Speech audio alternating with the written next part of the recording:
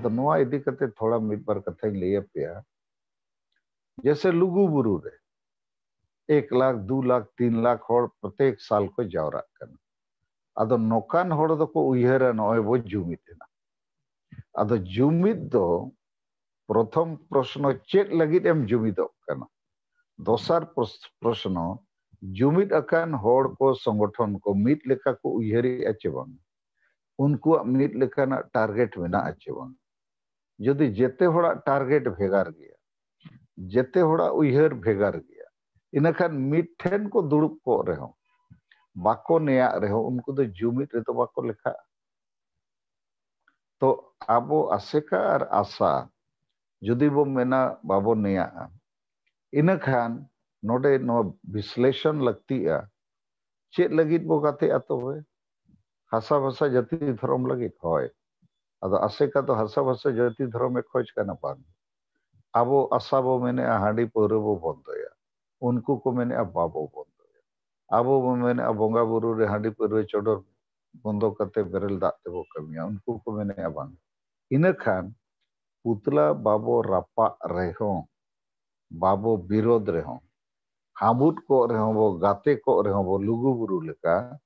कोनो फायदा बनु ओना दो जुमिद दो बांग कना ओना दो एड़े एपेड़े रे कथा अदो इन्या मेन दो जुदी जुमिद एम मेनेट खान आमा टारगेट मिटन होना चाहिए आमा उयहर मिट लेका होना चाहिए नीति मिट लेकाना रणनीति मिट लेकाना तबे तो जुमिद दो और जुमिद रे उद्देश्य दो चेत आर हो एने सेरेन रस्के रुमोज मारू ओनागे जुमिद अदो नोआ को दो माने फॉल्स आइडिया परसेप्शन करना फॉल्स परसेप्शन माने जुमिदो रे उद्देश्य हो अबोरिन होड़ बाको बड़ाय जैसे नित अबोरिन आदिवासी नेता अडिगान पार्टी रे मेना एटा एटा पार्टी रे को ताहन रे को जुमिद दाड़िया चेत लगित को जुमिदो सरना धर्म लगित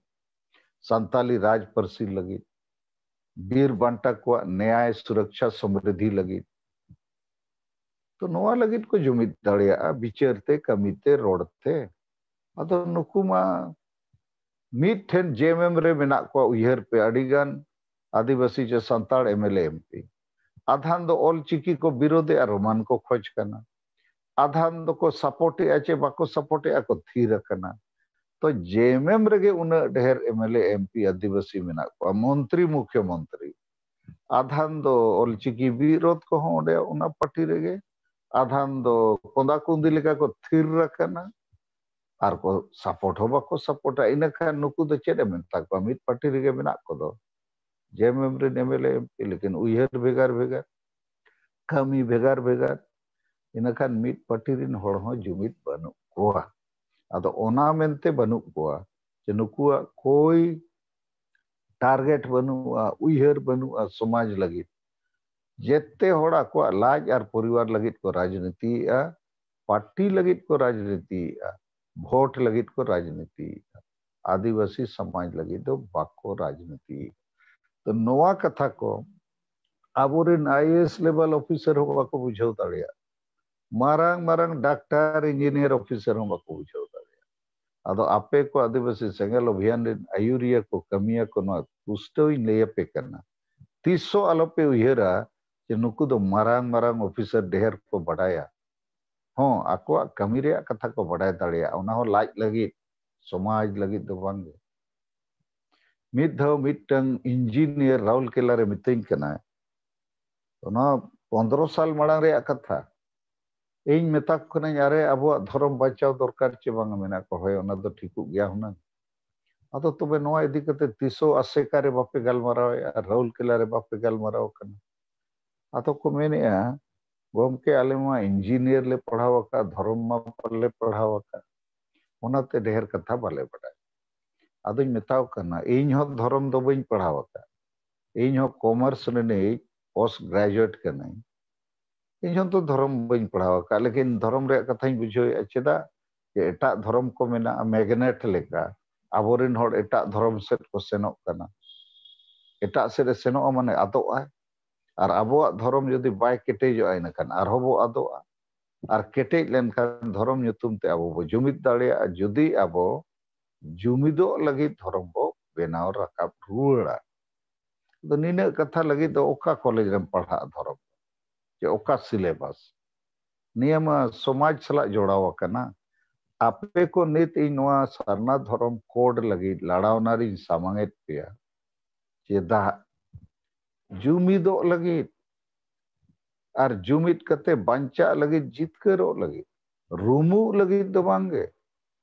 आदिगान उरंग को दो सरना धर्म माने दो रुमु को बड़ाया और बुलु को बड़ाया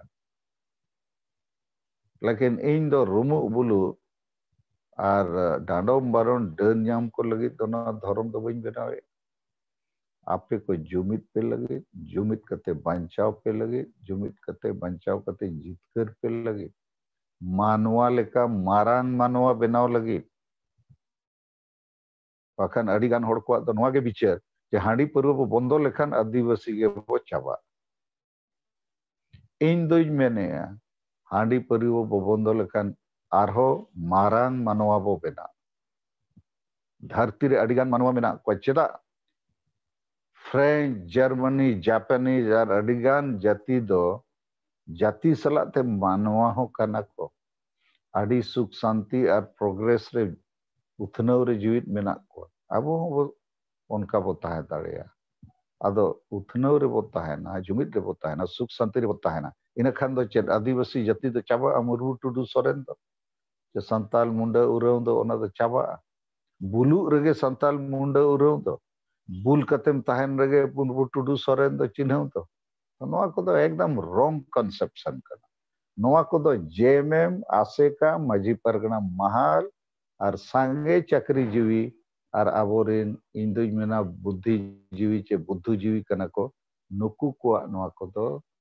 माने फॉल्स परसेप्शन माने रॉन्ग आइडिया